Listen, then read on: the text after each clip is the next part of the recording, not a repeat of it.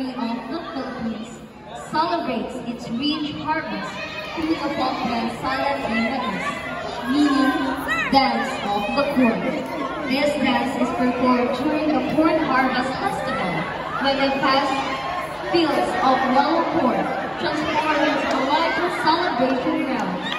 Days before the harvest, the finest ears of corn are chosen and beautifully arranged around a sandstone pole in the center of the field, surrounded by food and drinks as part of the festival offerings.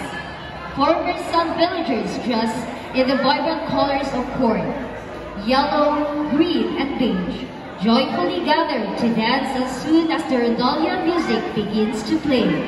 The movements in Salatimais depict the farmers' daily activities, planting, tending, and harvesting corn, expressed through lively formations and rhythmic flower patterns such as circles, lines, and serpentines.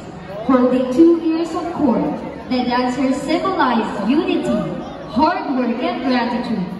The celebration concludes with everyone raising their corn in thanksgiving to the great corn giver, expressing faith and appreciation for a bountiful harvest. So nice.